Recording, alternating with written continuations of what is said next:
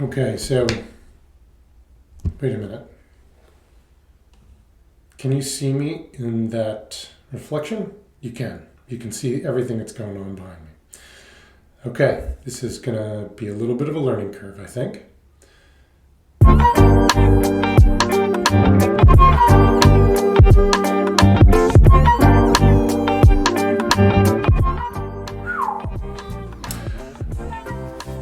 So we're going to start kind of in the middle. We're going to pretend that I've been doing YouTube videos for years and I'm not going to give you a lot of exposition.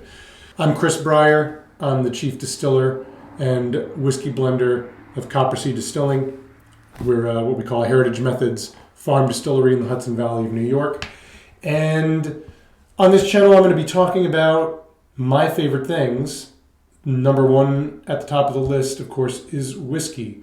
And that is going to be a combination of whiskey that I've made myself, for example, this bottle we're going to talk about today, and whiskeys that I love and have loved and continue to explore and enjoy from all the whiskey distilleries that you may have heard of, whether it's Scotch whiskey, Kentucky bourbon, Irish whiskey, Japanese whiskey. We're just going to talk about whiskey. I'll try to contextualize it as much as I can with my expertise, which is in the production of it. I think that you'll find some interesting insights about the whiskeys that we'll talk about, whether they're my own or another distillery's, because I do understand the process pretty much as well as anybody can. But I'm also going to talk about other things, because I believe whiskey is a beautiful thing to talk about in and of itself, but it's, for me, whiskey has always been a facilitator of conversation and a point of contact, something to circle around and come back to while you're spinning off into all kinds of other interesting tangents. And in addition to loving whiskey, I just love anything that's made well, made with care from quality ingredients or materials, and that is evidenced in the utility and beauty of that thing.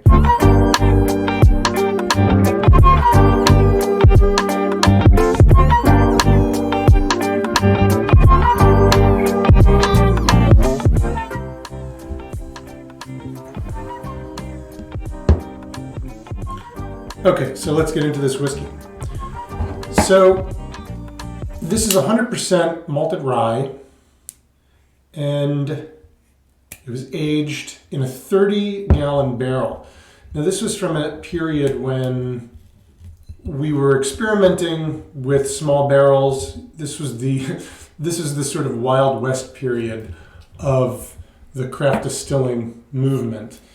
And small barrels, there was a lot of debate about whether you could make good whiskey in a small barrel. There was and remains a continuous conversation and debate about whether or not whiskey can be, whether aging and the benefits of aging can be accelerated through not just small barrels, but through a variety of very bizarre techniques.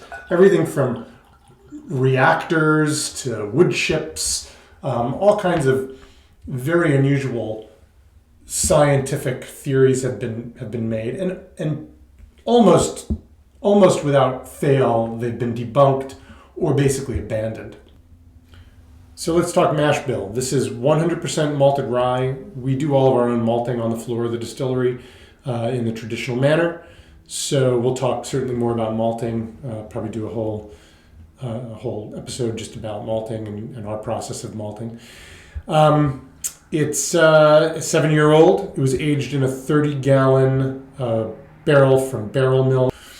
But this whiskey would have been this barrel would have been one of any of the ones that we were barreling in that period to go into our Bonnecue Crag straight rye malt whiskey expression, which is an age-stated 2-year-old, although now we also have a 4-year-old bottled and bond version of that whiskey.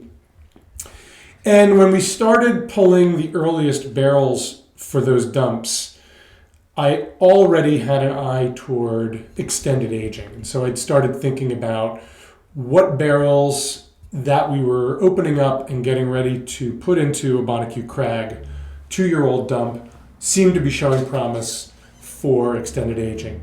And so this was one of those barrels. And it just happened to be pretty much the old. So I think there's one barrel, I think barrel 29 was maybe like a week, truck passing. It might have been like a week older, but that one wound up in a dump and this one didn't.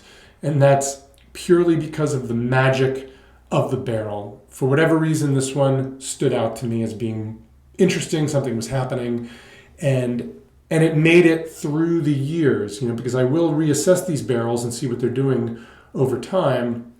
And so this is one of really only maybe 4 barrels we have from that period that are left. And it really just was an incredibly special barrel.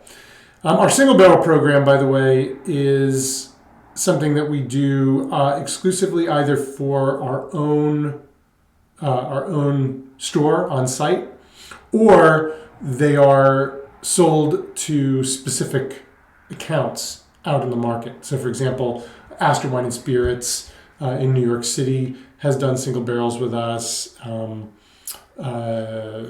variety of other places have done single barrels with us, but this one is for us exclusively. You can only buy this at the distillery.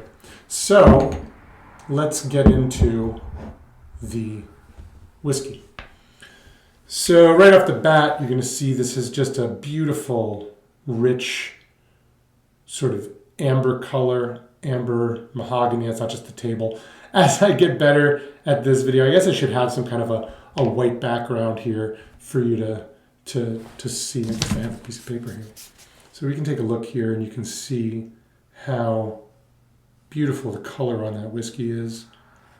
And of course I'm drinking this, going to be nosing this out of a Coppersea branded Glencairn glass, which I highly recommend for serious nosing, or you could use a Copita, but Glencairns are awesome. But that's a beautiful color. I would call that amber, like amber with a more, definitely leaning more toward brown than yellow. So just really, really pretty. So I'm going to say on the nose, definitely getting big leather. Lots of rich leather notes right off the bat. That sort of round, very masculine kind of leather note. Cured tobacco leaf. Definitely getting that rye spice. Definitely more of an allspice note, because a lot of times you get that sort of cinnamon nutmeg kind of quality from rye. But over time, I often notice that rye kind of resolves into something more like allspice, a little moving away toward that baking spice and more toward that sort of more culinary aspect of baking spice that I associate with allspice. All right, I'm going to go ahead and taste this.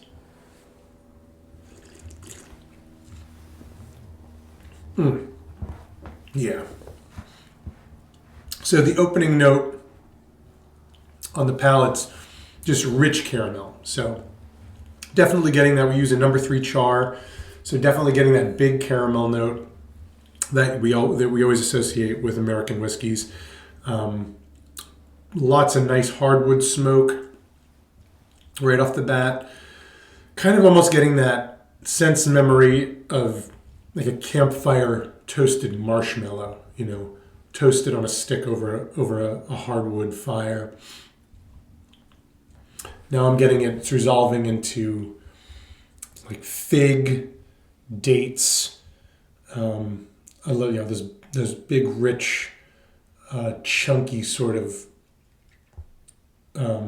dark fruit and dried fruit notes. Yeah, and the finish now is it's kind of lingering. It's actually kind of giving me that dark chocolate that a lot of our whiskeys resolve with.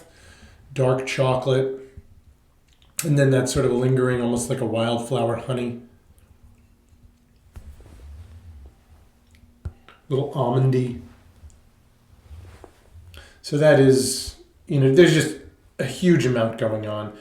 And that's how we like it, so to give you some more context on Coppersea, we are not looking for delicacy in the flavors of our whiskeys at Coppersea. We are looking for huge, thick flavors, and we'll talk more about the process. I highly encourage you, if you can't wait and you really want to learn more about how we make whiskey at Coppersea, I encourage you to go to our website, coppersea.com.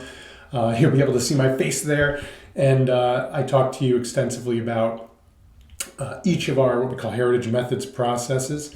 But this is an exceptional whiskey, and it's exactly the kind of whiskey that I always wanted to make, to be the maker of. This makes me so happy because it's the kind of whiskey that I would have wanted to review. It's the kind of whiskey I would have talked about on a channel like this if I wasn't a distiller and I was just a whiskey connoisseur or just a whiskey enthusiast. So this is definitely a whiskey that I'm going to put into the flask. This is a whiskey that I want people to enjoy, and I'm actually going to do it. I'll do it right now.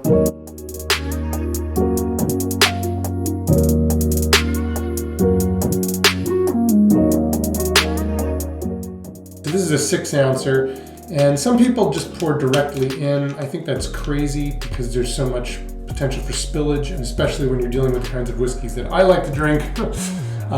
Even though I like to drink them quickly and lavishly and with friends, I don't like to lose any of it because it is valuable.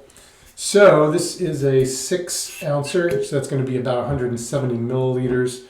And that way there's no guesswork, because if you try to fill it directly, then what you wind up with is that last blob that just comes pouring over the top. So this is how I recommend it. I got 80 milliliter Pyrex beaker here, so I'm putting in 80 milliliters, and I don't even have to worry about wondering whether it's going to spill because I'm measuring, and that's not a problem. So that's 80, and now I'm just going to go ahead and put in another 60, and that'll be plenty. So let's go ahead and put that in. And now I'm set. I'm ready to go to a friend's house and share this whiskey with them, and I'm excited to do so because it's meaningful to me.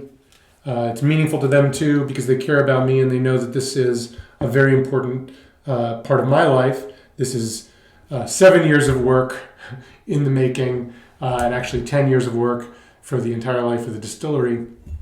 And so this is what whiskey's all about. It's about enjoying it, sharing it, using it as the centerpiece of a conversation, and that's what we're going to be talking about on this channel. So I thank you for coming, and I highly encourage you to come to Coppersea. This is only available on site. We only got about 130 bottles out of that 30-gallon barrel, and they are selling out. It's $150 on site for that bottle, plus tax. So if you're interested, please come and check us out. We're in New Paltz, New York. So until next time, flask up, enjoy your whiskey.